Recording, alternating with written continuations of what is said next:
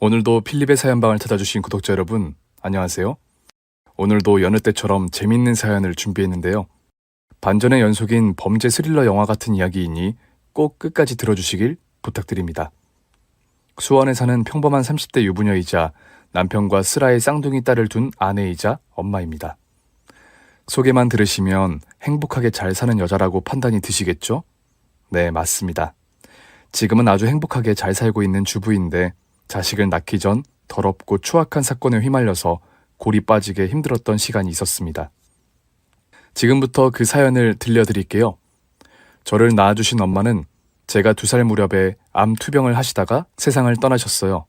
아주 어릴 때 돌아가셔서 그런지 가슴이 아프거나 슬프지는 않은데 아빠가 홀로 저를 키우셨던 걸 떠올리면 눈물샘이 절로 열린답니다.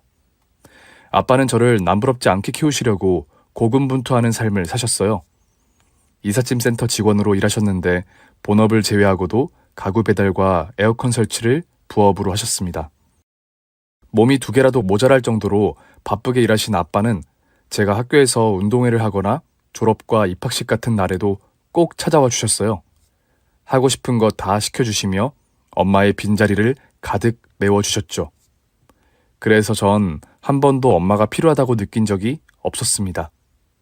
아빠가 잘 키워주신 덕분에 저는 꽤 바르게 성장했고 사교육도 잘 받은 덕에 명문대 미대를 입학하게 되었어요.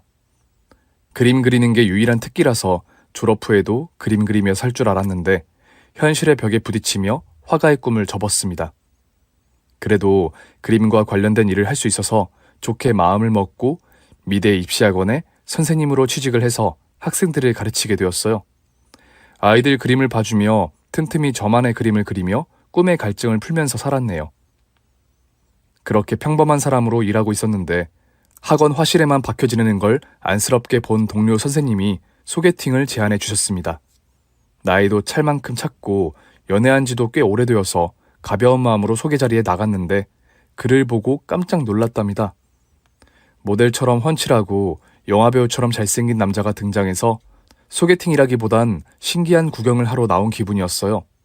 그런데 웃기게도 소개팅남이 저를 마음에 들었는지 매일 카톡과 전화로 구애를 해주었습니다. 멋진 남자가 저를 마음에 들어하고 좋다는데 거절할 이유가 없어 한번 만나보기로 했네요. 그런데 이 남자 만나면 만날수록 더 멋있고 좋은 점만 계속 드러났답니다. 양파처럼 까도 까도 멋진 폭발하는 말들과 행동이 제 혼을 쏙 빼버렸어요.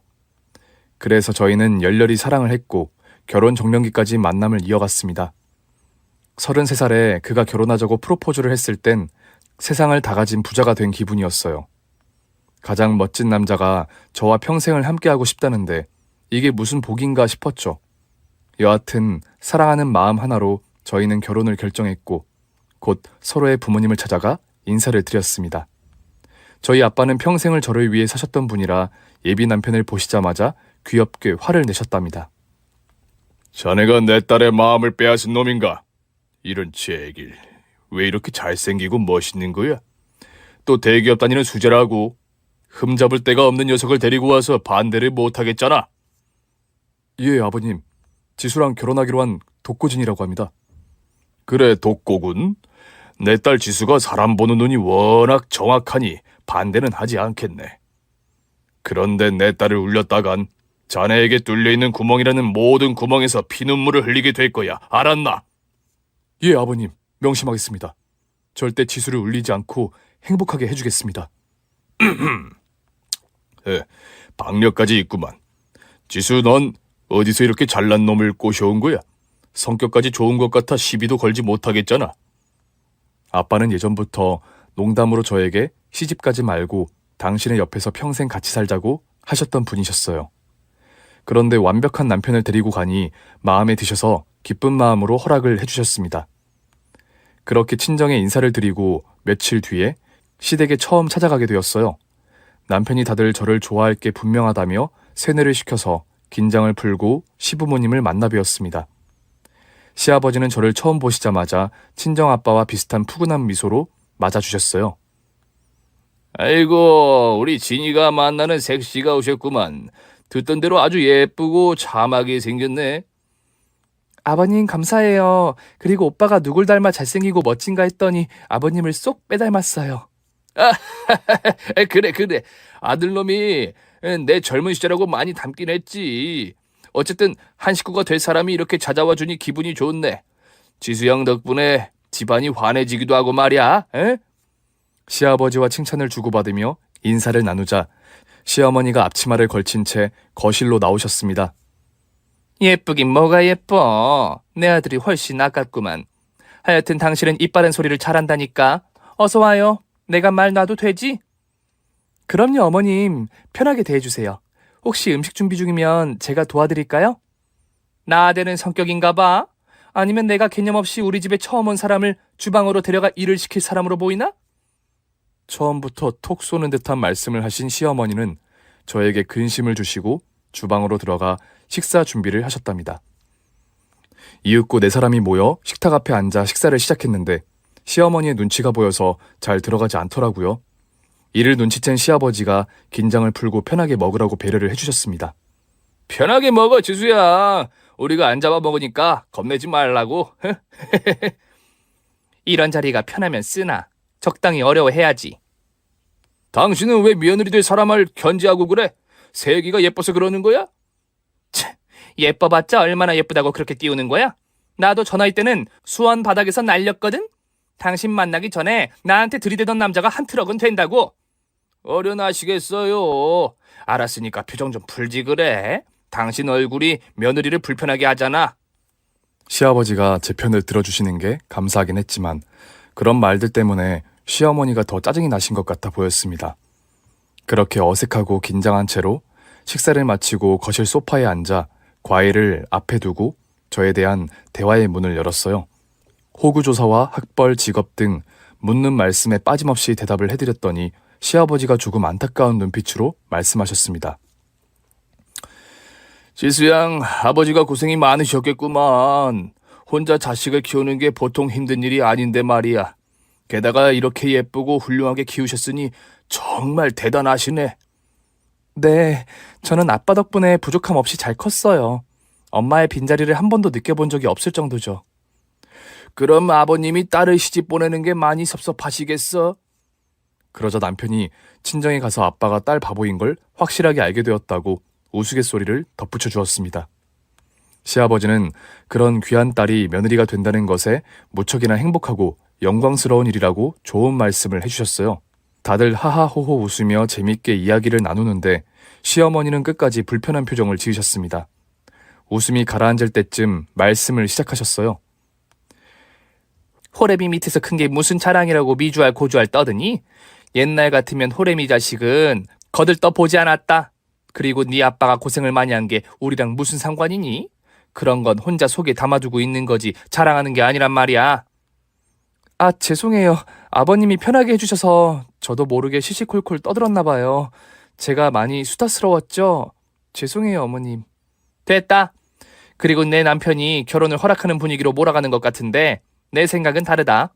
내 아들 정도면 너보다 훨씬 집안도 좋고 잘난 여자와 결혼할 수 있다고. 그래서 전 무조건 남편에게 최선을 다하는 아내가 되겠다고 말씀드리며 결혼을 허락해달라고 했답니다. 시아버지가 시어머니한테 특별한 이유 없이 왜 반대를 하느냐고 말리셨지만 제가 시댁에서 나갈 때까지 허락한다는 말씀을 해주시지 않았답니다. 이에 남편은 시어머니가 집안에 새로운 식구가 생겨서 괜히 트집을 잡는 것이니 조금만 기다려달라고 하더군요. 그이는 시어머니가 반대를 해도 절대 저를 놓치지 않겠다고 다짐의 말을 해주었죠. 그래서 시어머니와 친해지는 것부터 해야 할 것 같아서 주말에 시간을 내서 시댁에 찾아갔어요. 애교를 부리며 선물도 드려봤고 좋은 곳에 모시고 가서 외식도 시켜드렸죠. 하지만 시어머니의 불편한 표정은 쉽게 펴지지 않았어요. 시아버지가 옆에서 계속 며느리 좀 잘 봐주라고 설득하는 말씀을 하셔서 겨우 승낙을 받았죠. 그래서 전 결혼 후에 시어머니와 가까워져서 제 진 면목을 보여드리고 모녀 같은 사이가 되겠노라 마음먹었습니다. 이에 친정 아빠한테 결혼 허락을 받았다고 말씀드렸더니 버럭 화를 내시며 결혼시키지 않겠다고 말씀하셨어요. 그 집 어머니가 감히 널 반대를 했다는 게 아직도 분이 풀리지 않는다. 나한테는 세상에서 가장 귀하고 두 눈에 넣어도 아프지 않을 딸을 싫어했다는 게 너무 화난다. 지수야, 너 그런 집안에 시집가서 마음고생하는 거 이 아빠는 절대 못 본다.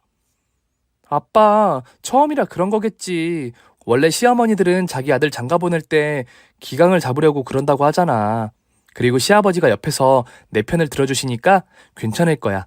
아빠 딸 마음고생할 일 없으니까 걱정 말고 시집 보내줘. 나 오빠 진짜 사랑하고 좋아한단 말이야. 이 남자 아니면 누구랑도 결혼 같은 거 못할 것 같아. 에휴, 네가 그렇게 좋다 하니 별 수가 있겠느냐. 이 아빠가 해준 것도 없는데 네 마음을 꺾을 수가 있겠니? 아빠, 해준 게 없다는 게 무슨 말이야? 아빠가 날 얼마나 잘 키워줬는지 내가 가장 잘 알아. 아빠한테 보답한다는 마음으로 행복하게 살도록 할게. 그러자 아빠는 눈시울을 붉히며 오랜만에 저를 안아주셨답니다. 그렇게 얼마 뒤 결혼 준비에 앞서 상견례를 치르게 되었어요. 시아버지와 아빠는 허허 웃으시며 즐겁게 대화를 나누셨는데 잠시 뒤에 시어머니가 시비를 걸듯이 말씀하셔서 아빠와 신경전을 하셨습니다. 혼자 딸을 키우면서 다른 여자는 만나지 않으셨어요? 남자 기능을 상실해서 그런가? 그게 무슨 말씀이십니까? 먹고 사는데 바빠서 다른 여자를 만날 시간이 없었죠. 남자 기능을 상실하다니 안사돈 말씀이 지나치십니다. 아니면 아니지 왜 발끈하고 그래요? 마치 숨겨진 비밀이 탄로난 사람처럼? 뭐 어쨌든 내가 사돈딸을 며느리로 받지 않으려고 했는데 내 아들이 하도 좋다고 해서 억지로 허락하는 거니까 고마운 줄 아세요. 아이고, 그러셨어요. 저도 안사돈이 내 딸을 반대한다는 말을 듣고 똑같이 반대했습니다. 안사돈 같은 시모를 만나면 인생이 피곤해질 것 같아서 시집 보내려고 하지 않았다고요. 그런데 애들이 서로 죽고 못 살겠다고 해서 울며 겨자 먹기로 허락했습니다. 뭐요? 호래비 주제에 반대를 한다는 게 말이 돼요? 누가 봐도 우리가 손해보는 장사인 걸 모르세요? 지금 장사라고 했습니까? 안사돈은 아들을 데리고 장사하는 겁니까? 천박해서 도저히 못 들어주겠네요. 이만 일어서겠습니다. 아빠가 불같이 화를 내며 자리에서 일어나자 저와 남편, 시아버지가 다급하게 말렸습니다. 특히 시아버지는 시어머니 성격이 원래 저러니 이해해달라고 고개를 숙이며 사과했어요. 결국 아빠는 시아버지를 봐서 다시 자리에 앉았습니다. 하지만 두 사람의 신경전은 쉽게 끝나지 않고 서로를 물고 뜯는 말을 아낌없이 내뱉었답니다. 그러자 시아버지가 이대로 돌아가면 안 되겠다며 양가 식구들이 자주 모여서 식사도 하고 친분을 쌓아가자는 제안을 하셨어요. 여보, 그리고 사돈, 이렇게 화가 난 채로 돌아가면 남보다 못한 사이가 될 거예요. 우리 이렇게 합시다. 매달 한 번씩 만나서 친목을 다지는 겁니다. 그럼 나중에 분명 오늘을 웃으면서 수다로 떨 날이 올 거라고요. 그러자 아빠와 시어머니는 질색을 하며 싫다고 하셨는데 자식인 저와 남편이 한번 해보자고 부추겨서 모임을 가지기로 하고 상견례 자리에서 일어나게 되었습니다. 이후 결혼 준비는 순조롭게 진행되었고 학수고대하던 결혼식 날이 찾아왔습니다. 저는 잠도 푹 자고 컨디션이 좋아서 메이크업도 잘 먹었고 드레스도 몸에 꼭 맞았어요. 준비를 다 하고 거울을 보는데 제가 봐도 예쁘더라고요. 이윽고 예식이 시작되고 남편이 먼저 입장하고 아빠의 손을 잡고 신부 입장을 하게 되었습니다. 그런데 아빠가 입장과 동시에 오열을 하기 시작하셨어요. 지수야, 잘 살아야 한다. 이 아빠가 못해준 거 독고서방한테 다 해달라고 해라. 아빠 알았어. 잘 살 테니까 울지 좀 마. 사람들이 이상하게 보잖아. 하지만 아빠는 급기야 몸을 떨면서 울음을 터뜨렸습니다. 결국 눈물이 전염되어 저까지 큰 소리로 꺼이꺼이 울고 말았어요. 화장이 다 지워져서 팬더 눈이 되었죠. 다행히 하객들이 예쁜 시선으로 바라봐 주셔서 기립박수를 받으며 입장을 했고 결혼식을 무사히 치를 수 있었습니다. 단 한 사람, 시어머니만 혼주석에 앉아서 불쾌한 표정을 짓고 계셨죠. 그렇게 결혼식을 마치고 신혼여행을 다녀와서 결혼 생활이 시작되었습니다. 저희 부부는 신혼을 즐기느라 어른들을 찾아뵙지 못하고 있다가 시아버지가 제안하셨던 가족 모임 때 다시 뵙게 되었습니다. 친목을 다지는 게 궁극적인 목표였는데 시어머니와 아빠의 사이는 감정의 골이 더 깊어졌어요. 아빠가 아무리 좋게 대하려 해도 시어머니가 늘 12조로 말을 던지셨습니다. 아이고, 울보사돈 오셨어요. 누가 보면 딸이 염전으로 팔려가는 줄 알겠던데요. 제가 나이가 들면서 눈물이 많아져서 그랬나 봐요. 그래도 무사히 예식을 마쳤으니 다행이죠. 무사히요? 결혼식에 온 저희 하객들이 하나같이 사연 있는 집안과 결혼하는 거냐고 물어와서 얼마나 곤란했는 줄 아세요? 혼전 임신이 돼서 억지로 시집 보내는 거냐는 말까지 들었다고요. 아, 그랬군요. 저 때문에 불편한 말을 들으셨다면 죄송합니다. 처음에는 아빠가 져주듯이 사과를 하고 넘어갔는데 이후 다시 식구들이 모였을 때는 치고받듯이 살벌하게 대화가 오갔습니다. 사돈, 딸내미가 살림을 못해도 너무 못하더라고요. 제가 애들 신혼집을 가봤더니 개판 5분 전이 따로 없었어요. 새애기가 엄마 없이 자란 티를 너무 많이 내는 것 같더군요. 안사돈, 엄마 없이 자란 이야기를 또 왜 하십니까? 그리고 제 딸은 초등학교 때부터 집안 살림을 혼자 터득해서 나무랄 데가 없는 애입니다. 나도 애들 집에 가봤는데 잘 해놓고 살던데 그런 말씀을 왜 하십니까? 아니, 내가 그렇다면 그런 줄 알지. 왜 반기를 들고 승질을 내세요? 치! 마누라 없이 혼자 산 티를 팍팍 내는구만. 뭐라고요? 안사도 당장 사과하세요. 자꾸 죽은 내 아내를 욕보이는 말씀을 하시는데 그건 제가 못 참습니다. 이거 호랩이라고 몇 마디 했다고 발끈하는 것 좀 봐. 사돈, 왜 그동안 여자가 없는지 알 것 같네요. 그 성질머리에 어떤 여자가 좋다고 붙겠어요? 뭐요? 이봐요, 사돈. 나도 인기 좀 있어요. 동안 페이스에 탄탄한 몸매를 유지하려고 얼마나 많이 관리하시는 줄 알아요? 어디 가면 40대 후반으로 본다고요. 40대 후반이요? 어떤 눈깔이 삔 여편네가 그런 소리를 해요? 이 사돈 안 되겠네. 자격지심에 허언증까지 그득하단 말이야. 시어머니의 비웃음에 화가 난 아빠는 똑같이 신경을 건드렸습니다. 이제 보니 독고서방이 박가사돈을 많이 닮은 것 같군요. 얼굴과 키, 인성까지 모두 박가사돈을 빼다 박았다니까요. 그게 정말 철혼인 것 같습니다. 안사돈을 닮았더라면 이런 인물이 나왔겠습니까? 이놈의 사돈이 자꾸 선을 넘네? 이봐요. 내 아들은 누가 봐도 날 더 많이 닮았어요. 그리고 내가 이런 말까지 하지 않으려고 했는데 나랑 아들이 같이 다니면 사람들이 남매 사이로 봐요. 아시겠어요? 뭐라고요? 남매? 안사돈이 도끼병이 심하시군요. 제가 봤을 땐 박가사돈이 아니었으면 평생 결혼도 못했을 것 같은데요. 이것 보세요. 아니거든요. 이 사람이 나 좋다고 내 꽁무니를 몇 년 동안 쫓아다녔어요. 그렇게 티격태격하며 다투셨는데 다른 식구들은 가만히 구경만 하고 있었습니다. 말려봐야 소용이 없다는 걸 알아서 그냥 두 분이 지지고 볶고 싸우다가 정이 들기를 바랐죠. 나중에 아빠를 따로 뵙고 시어머니와 제발 잘 지내달라고 부탁을 드렸더니 노력해보겠다고 하셨는데 시어머니는 전혀 그럴 생각이 없으신 데다가 저에게 시모 노릇을 하려고 괴롭히기 시작했답니다. 시댁의 시아버지가 외출하시고 혼자 계실 때면 살림을 가르치겠다고 꼭 저를 부르셨습니다. 그래서 주방에서 온종일 서서 밥하고 요리하고 청소와 살림을 하면 마음에 들지 않는다고 하셨어요. 넌 개나 소나 끓일 줄 아는 김치찌개를 이따위로 끓이느냐? 정말 맛없다. 맛이 없다고요? 제 입에는 맛만 좋은걸요. 그리고 오빠도 제가 해준 음식이 다 맛있다고 했어요. 넌 그 말을 고지고대로 믿니? 그럼 신혼인데 네 음식이 맛없다는 소리 하겠어? 내가 가르쳐주는 대로 다시 끓이도록 해라. 그리고 온 김에 내가 김장 좀 하고 가라. 조금 있으면 배추랑 알타리가 배달 올 테니까 김치 한번 담가봐. 나는 볼 일이 있어서 밖에 나가야 하니까 알아서 만들어봐라. 저 혼자서요? 알겠어요. 김장은 매년 아빠랑 같이 해와서 기본 맛은 낼 수 있을 거예요. 어허, 그렇게 자신 있어? 그럼 이따 밤에 올 테니 담가봐. 저는 밤 시간에 학원에 나가야 해서 일하기 싫었는데 시어머니와 어떻게든 잘 지내보려는 마음으로 꾹 참고 김장도 다 해놓고 청소까지 깔끔하게 했답니다. 이윽고 저녁 시간에 들어오신 시어머니가 제가 담은 김치 맛을 보시더니 바로 뱉어버리더군요.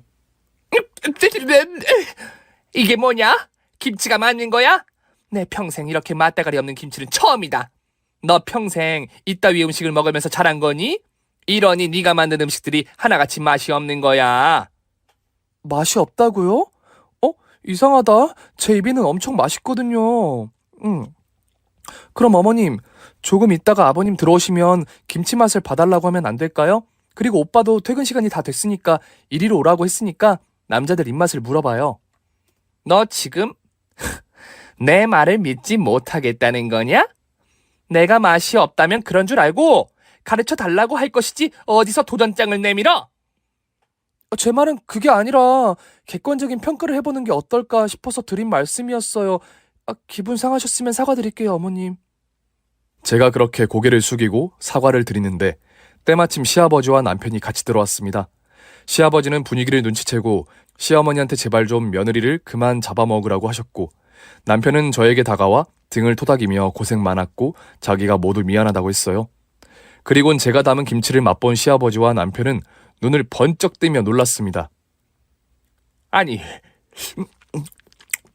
이 맛은 어릴 적 가난해서 쫄쫄이 굶고 있던 나를 불러서 밥을 내주었던 옆집 아주머니의 김치 맛이야. 내가 나이를 먹으면 김치 맛을 언제 다시 맛보나 했는데 지금 이 순간 다시 먹게 되었어. 세아가, 이 김치 네가 담근 게 맞니? 네. 그런데 그렇게 맛있으세요? 아버님 입에 맞으신 거죠? 맞는 정도가 아니라 어릴 적 고향을 되살려주는 추억의 맛이야.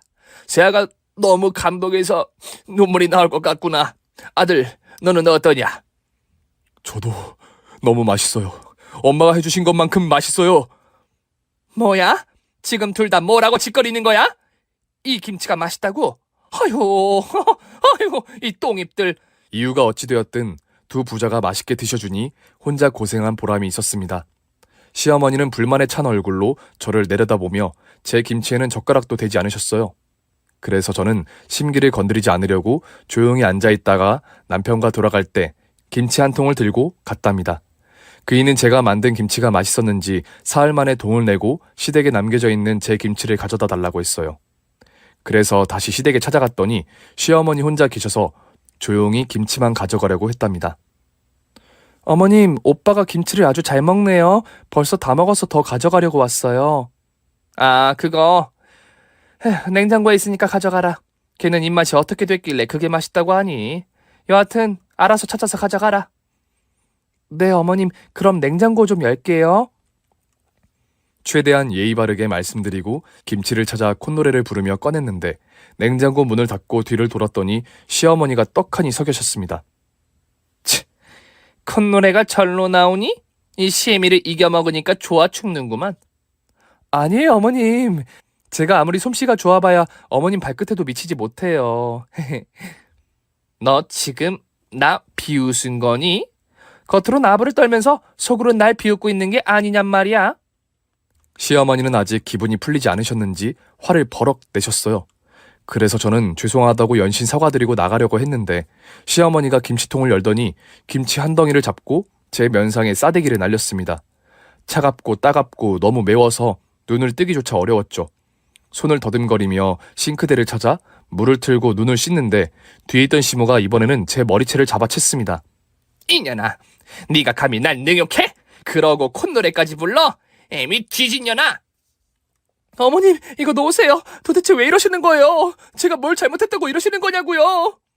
잘못했지. 아주 잘못했다고. 네가 우리 집 며느리가 된 것부터가 잘못한 거야. 애비나 딸년이나 주제 파악 못하고 나대는 게 아주 꼴보기 싫었다. 네 남편이랑 시아버지가 오냐 해주니까 내 머리 위에 올라앉으려고 해?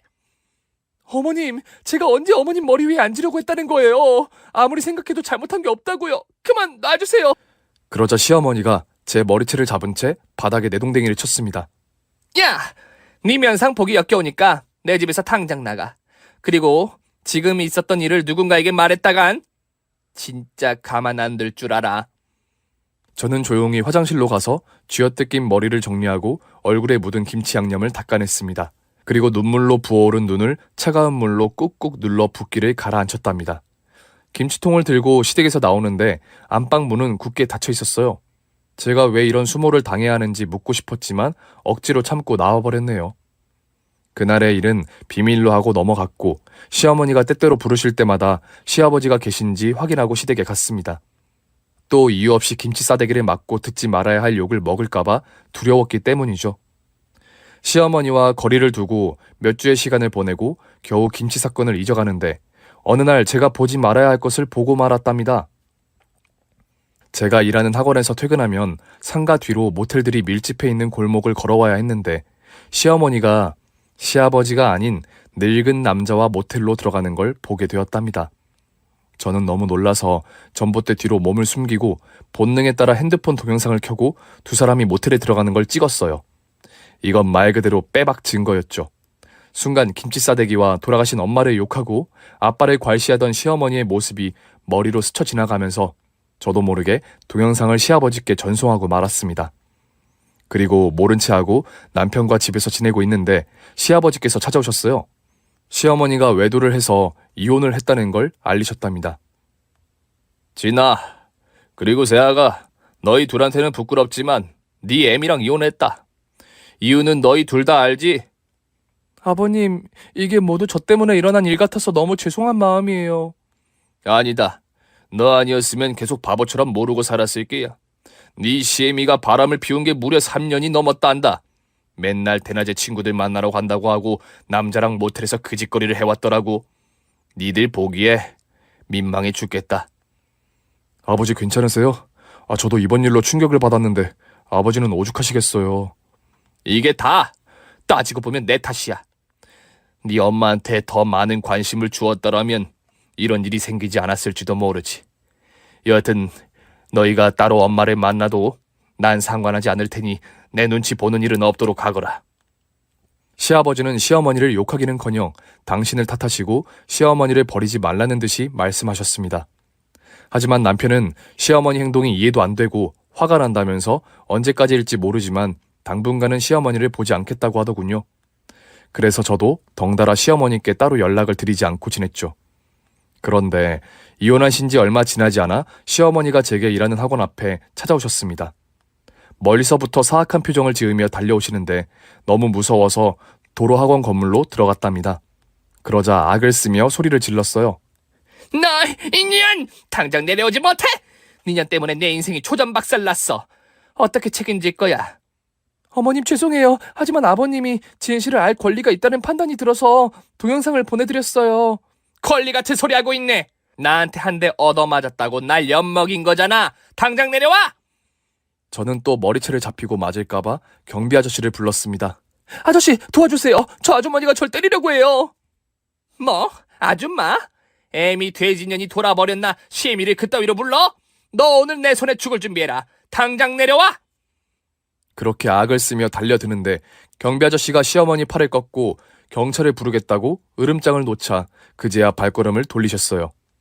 너, 내가 복수할 거야. 얼마나 끔찍한 일이 벌어지는지 똑똑히 봐라. 멀어지는 시어머니 뒷모습을 보고 나서야 안도의 한숨을 내쉬고 집으로 돌아갔습니다.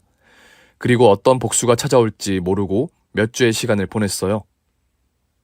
시부모님의 이혼으로 가족 모임이 끝나버리자 친정아빠를 뵌 지 꽤 시간이 지나버렸습니다. 그래서 새로 담근 김치와 반찬을 바리바리 싸서 친정집을 찾아갔어요. 저는 아빠를 깜짝 놀라게 해드리려고 현관 비밀번호를 누르고 안으로 들어갔답니다. 그런데 신발장에 여자 구두가 보여 조금 놀랐고 안방에서 비명소리가 들려 크게 놀라 뛰어들어갔어요. 이윽고 제 눈앞에는 침대 위에 포개어 있는 아빠와 여자의 모습이 보였습니다. 저는 그 자리에 주저앉고 말았어요. 아빠, 이게 지금 뭐 하는 짓이야? 어떻게 내 시어머니랑 한 침대 위에 있는 거냐고? 지수야, 오해야. 이건 오해라고. 내가 설명할 테니 가만히 있어봐라. 아빠가 지금 옷을 벗고 있는데 무슨 오해야? 진짜 실망이야. 색이 왔구나. 내가 지난번에 한 말 기억하지? 이게 내가 말한 그 복수다. 어때? 마음에 드니? 이제부터 색이가 아니라 딸이라고 불러야 하나? 저는 구역질이 나와 그대로 친정에서 나와버렸습니다. 그리고 집으로 어떻게 걸어갔는지 기억이 나지 않을 정도로 정신이 혼미해져 있었어요. 이 얘기를 누구에게 하지도 못하고 어떻게 해결해야 할지 조금도 떠오르지 않았습니다. 그래서 결국 아빠와의 연락을 당분간 끊기로 했어요. 아빠는 모든 게 오해라며 말할 기회를 달라는 문자를 계속 보내셨는데 답장을 보내지 않았습니다. 더러운 장면이 머릿속에 계속 떠올라 온몸에 소름이 끼쳐 대화하고 싶은 마음이 생기지 않더라고요. 그리고 시어머니가 거의 매일 아빠를 찍은 사진을 전송해 주었답니다. 아침부터 저녁까지 같이 있었는지 아빠 뒷모습을 계속 보내주며 당신의 복수가 마음에 드느냐고 하셨죠. 이 일을 시아버지는커녕 남편에게 입도 뻥끗하지 못하겠더라고요. 막장도 이런 막장이 없었으니 어떻게 제 입으로 떠들 수 있겠어요. 그래서 아무 일 없는 척하며 남편과 지내는데 제 낯빛이 안 좋아 보였는지 걱정의 말을 하더군요. 당신 요즘 무슨 일 있어? 얼굴이 많이 안 좋아 보여. 그리고 잠도 설치는 것 같던데 무슨 일인지 말해봐. 무슨 일은 무슨, 그냥 학원에서 애들 가르치는 게 힘들어서 그런 거야. 다들 겪는 스트레스지 뭐.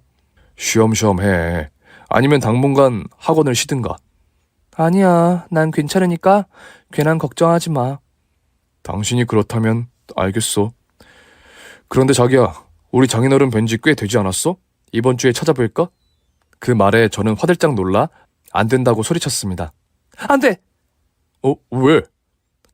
그러니까 아빠도 사생활이 있으니까 미리 연락을 하고 약속을 잡자고.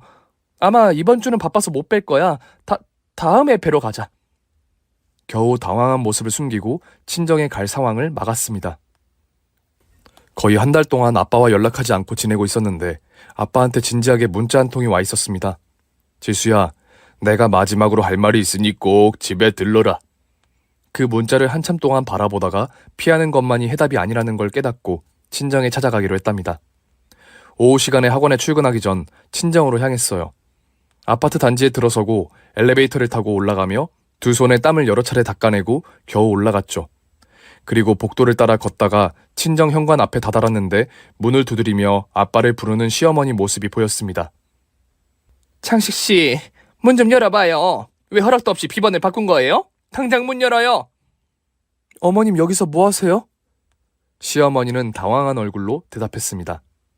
너 왔니? 그런데 오늘은 그냥 돌아가라. 나랑 네 아빠가 긴히 해결할 문제가 있으니까 다음에 다시 오거라. 아빠가 오늘 꼭 오라고 했어요. 저도 매일 피하기만 했는데 오늘은 두 분 이야기를 들어야겠어요. 그리고 더럽고 추악한 사실을 아버지와 남편에게도 알려야겠어요. 글쎄, 오늘은 안 된다니까 다음에 오라고. 너 여전히 내 말을 귓등으로 듣는구나. 그 순간 친정집 현관문이 도어락 소리를 내며 열렸습니다. 이윽고 아빠의 화난 얼굴이 보였습니다. 지수 왔니? 들어와라. 아줌마도 들어와요. 곧 다른 손님들도 찾아올 테니까. 다른 손님들이라니? 누구? 설마 아버님을 부른 거야? 일단 들어와. 들어와서 아빠가 하는 말을 들어봐라. 창식 씨가 기분이 풀렸나 보네. 그럼 들어가서 얘기합시다. 시어머니는 콧소리를 내며 친정으로 먼저 들어갔고 저는 근심 걱정을 무겁게 들고 안으로 들어갔습니다. 이윽고 아빠가 거실 텔레비전을 틀더니 손에 쥐고 있던 USB를 꽂으셨어요. 지수야, 100마디 말보다 이 영상을 보는 게 낫겠구나. 잘 보고 판단해라. 창식 씨, 뭔데 그래요? 기대되네. 저는 입을 다물고 텔레비전에 집중했습니다. 그리고 영상이 시작되었어요. 처음엔 이해가 안 되다가 점점 공포감에 휩싸여서 입을 벌리고 놀라고 말았습니다. 영상 속 주인공은 다른 누구도 아닌 시어머니였어요. 현관문을 비추는 영상이 먼저 나왔는데 시어머니가 도어락에 하얀 가루를 뿌리더니 지문이 묻은 숫자를 눌러서 비밀번호를 열심히 누르더군요. 그 다음 영상은 아빠가 안방 영상이었는데 화장실에 샤워를 하고 나오자 시어머니가 나타나 아빠를 놀라게 했답니다. 그리고 영상 속 대화가 들렸어요.